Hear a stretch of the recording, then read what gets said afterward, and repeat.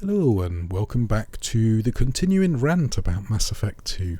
Now, don't get me wrong, I think Mass Effect 2 is a wonderful, wonderful sci-fi game. It looks great, particularly with this high-def texture pack. It plays pretty good as well. The stories in it are excellent. The problem with it is not that it's not a good game, it's just not a good game as part of the Mass Effect trilogy. Now, don't get me wrong, it is better than Mass Effect 3, which I have very little time for at all. Now, in my history of playing Mass Effect games, as I say, I played over 200 hours of Mass Effect 1, over more than 20 games. I think I've played Mass Effect 2 4 to 6 times. I've played Mass Effect 3 once. I absolutely hated Mass Effect 3. The stories were quite good when they were good, but the actual overall game was not that brilliant, and the ending, do not even get me started on the ending. Now, even the indoctrination theory doesn't help, and the director's cut, sorry, that was pretty weak. It improved it from being literally unplayably dire to just dire. So I'm afraid I agree with many people who say Mass Effect 2 is where it started to go wrong. Now, the problem with Mass Effect 2 is the theme is wrong.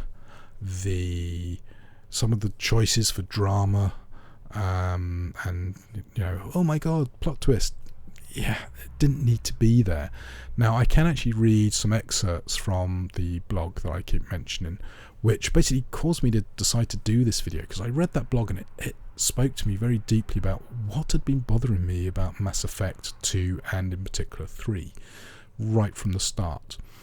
Now, as I say, we've got some really, really cool bits in Mass Effect 2, and I enjoy playing the game once I get past this particular planet where it just sits so uncomfortably with me because Jacob's about to tell me, shock horror, who we work for. And I'm sorry, that is a throw your controller at the TV screen level of are you kidding me, if you've played as much Mass Effect 1 as I have.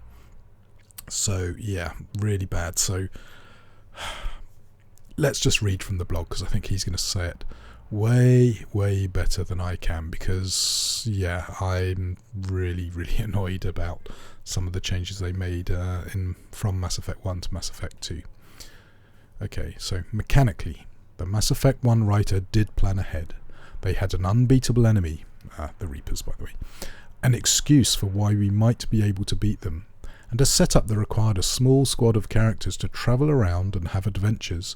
Yes, they needed to come up with an ending and maybe an explanation for the Reapers, but they gave themselves a wonderful framework to build on, and that framework worked with both the genre of gameplay and the genre of the story. There was a plan, and for whatever reason the writer of Mass Effect 2 threw it away and did something completely different. Mass Effect 1 set a tone and pushed the story in a very particular direction. It created a quest for knowledge and put our heroes into a position where they were the best people to go on that quest, not in a chosen one as decreed by gods or fate sort of way, but in a practical way that the events of the first game gave them the tools that no one else had.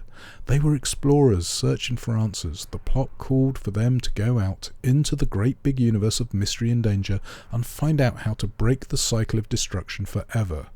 They weren't going to win because of their guns and biotics. They just needed the guns and biotics to get to the answers that would make victory possible. The writers not only failed to make use of these plot elements, they took every single aspect of this setup and smashed it to pieces. The Council is retconned to not believing in the Reapers and not caring about the massive attack that nearly wiped out their government. Shepard loses his status both as a Spectre and a member of the Alliance. Liara goes away and forgets all about Prothean archaeology. Shepard's ability to understand Prothean is no longer an asset to their mission. Shepard's relationship with the Council reverts to the pre-Ilos status quo. Shepard is no longer the protagonist because his team is uniquely qualified to learn about Reapers, but instead he's the protagonist because of his fame and combat prowess. As Miranda says, he's a hero, a bloody icon. Most importantly, Shepard is no longer an explorer on a quest to uncover a mystery, but a badass trying to rouse an apathetic galaxy to action. Themes matter. Tone matters. Something special was destroyed when the writer killed and resurrected Shepard as a hero, a bloody icon. Mass Effect 1 and Mass Effect 2 would both be stronger stories if we didn't have to pretend one was a continuation of the other. Now, that, to me, is just a perfect way of describing what's wrong with Mass Effect 2. Now, yeah, we are working with the big bad. We are a resurrected, almost Jesus figure, and we're totally ignoring, as he says, the theme and tone of the original trilogy setup. So, whilst an excellent game, it's a failure as a Mass Effect follow-up game. What else can you say, really? So, hopefully I've hammered home to you why I have problems with Mass Effect and why I've not played it as much as I should. Because I love Mass Effect, and Mass Effect 2's got some really, really good stuff. So once we get past this mission, I can stop ranting about all my woes with Mass Effect, and I think we can start enjoying what made Mass Effect so popular, particularly Mass Effect 2. Because, as I say, the game looks great, it plays great, and some of the stories are really, really good.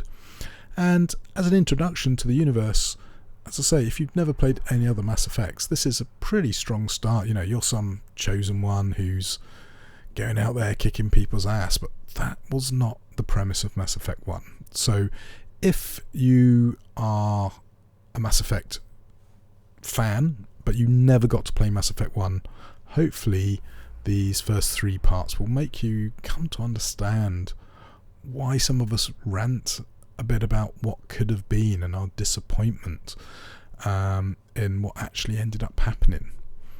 So, yeah, I think while we try and find Miranda, I'll just read a little bit more from the blog.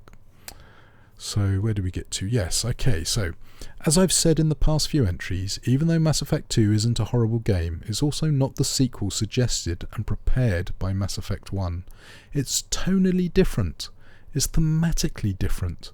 Important facts of the world and characters are changed, sometimes for poor reasons and sometimes for no discernible reason at all. This makes it incredibly frustrating for people who've spent a lot of time thinking about the first game. No matter how good Mass Effect 2 is, the fact that it tells this story means that we will never get the sequel we anticipated. The first game primed us and the main characters for a quest for knowledge and discovery that never took place. The main plot of the game consists of investigate collectors, gather team, fight collectors, gather more team, go through Omega 4 relay and fight collectors, end. You could do all of this in the context of a story where Shepard was still more or less working for the Council or Alliance. There would be no need to kill and revive Shepard, blow up and rebuild the Normandy, simultaneously introduce and retcon Cerberus, and explain the various crew changes. So there you go. I think that's probably going to be it for quoting from the blog post, but that encapsulated what's wrong with Mass Effect 2 probably better than everything I've said.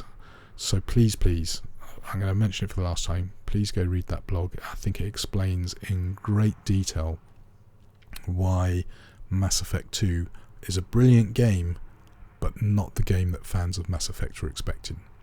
But anyway, we're going to go catch a shuttle now with Miranda, who's just cold-heartedly killed someone. Glad to see Jacob's a little bit concerned about that, as is Shepard. But anyway, off to see the Illusive Man, and then we get on with the main game and we can start focusing on the good things. So no doubt I'll be waxing lyrical once more about how awesome the graphics look. I don't know if you noticed earlier in the footage when I was running and ejecting my little heat sinks there, my thermal clips, you got a nice little vapor trail following me along, which is just nice little touches like that which do make the game worthy of the awards and the accolades it's had thrown at it. And as I say, as a game of its genre, fantastic. As a follow-up to Mass Effect 1, for all the reasons already discussed, and written down in that blog. Not so good.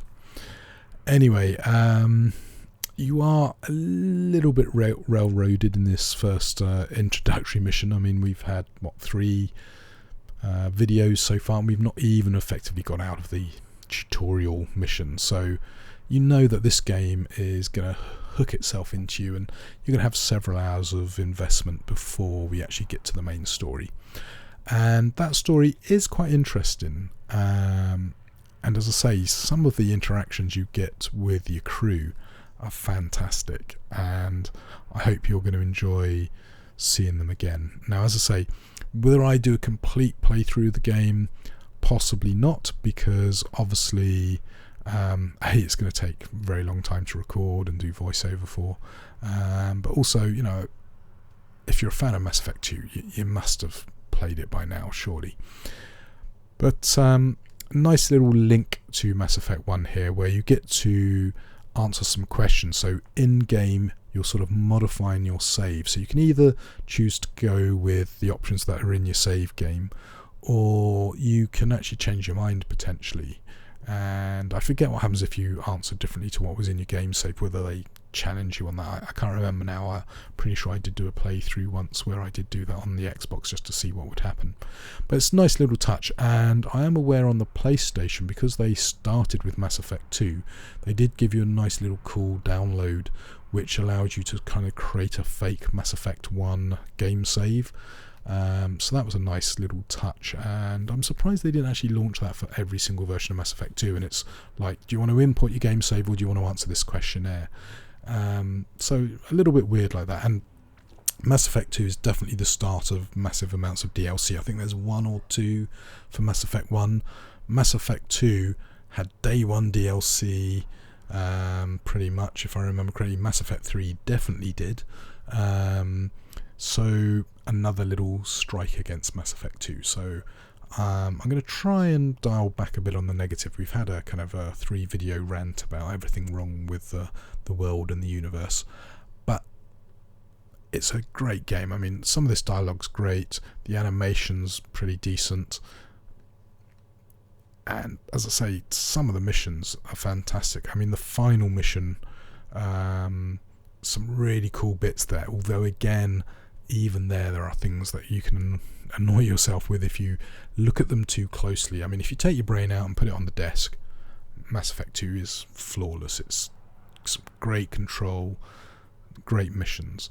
But as I say, I'm pretty sure I'm going to be triggered at some stage by something in future videos, and I'm going to go off on a bit of a rant, and I'm going to try and make sure I go off on, this is amazing when it happens as well, because there are some bits in this game that I love. Now, one of the highlights is some of the new crewmates. Morden, he's a fantastic character. Jacob is a great character, but I don't think they really exploited him to the full potential. I mean, he is the kind of your Alliance soldier who reluctantly works with Cerberus. That they could have made him more of a driving force for, I know Cerberus has this reputation, but they're not that bad. Here's what they've done for this and for that, and here's what they stopped, and that was false reporting, and he could have been a really good link to make you buy into the idea that Shepard would actually work for Cerberus. But they don't really do that. I mean, you get the odd little bit, but yeah, you don't get that much. Anyway, back to the screen here. As you can see, I'm fiddling around with all the various armor sets that you could get as DLC for either pre-ordering or buying various expansions, etc. So I'm swapping here to the Dragon armor, and probably a bit later I'll swap to the Collector's armor set. But anyway, we get some really cool acting now, some great animation, and the game just, I remember being pretty blown away by this scene when I first loaded it up on my Xbox. It was, very, very good for its time. And look at that, that's a fantastic bit of footage there. So, yeah, nice little chat with the Illusive Man here, where we basically have a bit of a, I don't trust you, you're Cerberus, how the hell, I'm not you, and some snarky things like, what do we know, and all this stuff. really, really good stuff, but I think they need to work up a little bit more of the distrust of the Illusive Man. As I say, I personally think this would have been better in Mass Effect 3 if, for example, in Mass Effect 1 you had that build-in. Mass Effect 2 you go out and you realise just how desperate the situation is, and it's at that point, maybe in the final mission, you get like mortally wounded and the only way to stay alive is to join up with Cerberus, and then you discover there are problems with Cerberus in Mass Effect 3 and all that good stuff. So yeah, unfortunately, as that quote I gave you earlier, we'll never know what could have been because they chose not to go down that route. And as I say, that's what causes some bitterness and resentment from old players like me who, as I say, spent far too much time playing Mass Effect 1. And I should point out, Mass Effect 1 and Dragon Age Origins are probably the only two games on Xbox where I got every single achievement. Pretty much every other game I kind of dabbled with. So I was quite fanatical at playing Dragon Age Origins and Mass Effect 1, and I'm afraid that is the peak of the achievements of BioWare as far as I'm concerned. Knights of the Old Republic, fantastic. Knights of the Old Republic 2, pretty good. Then they just knocked it out of the park with Dragon Age and Mass Effect for me. Every game they've produced since then has been, good in some areas, but a little bit disappointing. Now we get in a lot of chatty stuff here, so if you're into the run and gun stuff, you're not going to enjoy this. This is really plain to me, the really cool, let's have a conversation, let's find out some facts. But again, in places it's stronger than others. I think some of the sort of dismissal bits, like, well, what about my old crew? It's like, well, they're not available, get on with it, I've got a new crew for you. That doesn't work for me. But like, why me? You're more than a soldier, you're a symbol. I mean, that's pretty good. And then that fantastic close-up with the weird robotic cybernetic eyes. Maybe a bit of foreshadowing what's going to come up in Mass Effect 3 there as well. But, we've had our chat, and he's basically said, well, look, go to the colony, you don't have to work with me, just go see what you can see, and, we'll talk after. Well, in some ways we won't be talking after, because we're just gonna go there and then out working for Cerberus no matter what, because otherwise we wouldn't have a game. So yeah, not quite perfect. When it comes to the physical models, that's where the game, I think, does show its age a bit, because some of the head angles just don't look quite right. But as I say, this game could come out this year and people would not, I think, be horrendously upset, as long as they include the upgraded textures as per what I've done here. So if you want to try out Mass Effect 2, I believe it is free off BioWare's website. The DLC you do have to buy with points. I actually bought it way back when on Steam, so I unfortunately did have to part with cash to buy it both on Xbox and on PC. But there you go. Now you've got some squad points popping up here. That has changed from Mass Effect 1 as well. Some people say for the better, and I guess it is slightly improved, but I was quite happy, as I say, with the original one. These codex updates popping up, they're a little bit oversized in my opinion. They could be a little bit smoother. Now I've decided I don't like Miranda, so I'm going to be a little bit snarky towards her. You think you're perfect, you need to know who's the boss. Now I do offer a bit of a knowledge branch here. Thanks for resurrecting me. So there you go. And then her reply, I hope it was worth it. It's like, well, yeah, I'm Shepard. And there you go. She is bitchy. I love some of the comments. And that's where the game really shines, as I say. When the writers are going full guns, they are the best in the business. And let's go see what Jacob's got to say for himself, because she's like, I'm awesome, I have biotic powers, and it's like, well, unfortunately the art director is going to show me a lot of your butt. Unfortunately she's sort of the eye candy of Mass Effect 2. Which is in some ways a little bit disappointing, really. I will be changing her uniform, by the way, so I'm going to switch her to her black uniform rather than this weird white kind of beehive hexagon get-up that she's currently got on. So look forward to that. I think that might be in the next video. And I think I've got an alternative look for someone else as well. I can't remember who that is, so when I recruit that person, I will get them to switch up their gear. But yeah, once we leave here, we actually get going with the game. We start investigating what's going on. We get to meet some people, which has got some interesting connotations to it. I do know there has been some comments about why the writers chose to go with that particular person to meet first, which is a bit bizarre. And then we will be off to Omega, which is quite a nice little mission hub. So yeah, I'm not sure what happened here with this highlighting of the text, but yeah, Jacob, I don't want to beat on him too much. He seems like, you know, the only decent guy in Cerberus. So yeah, let's give him lots of olive branches, get him on side, and make sure that you know, he knows that we're not 100% sure we trust him because he's Cerberus, but we think he's a good man, and we want to trust him. We want him to persuade us that maybe Cerberus is just misunderstood, you know. So this video's pretty much done. Just got a few closing bits to do and get ourselves off to our first proper mission, which is investigating the colony that's been hit by the collectors. And as I say,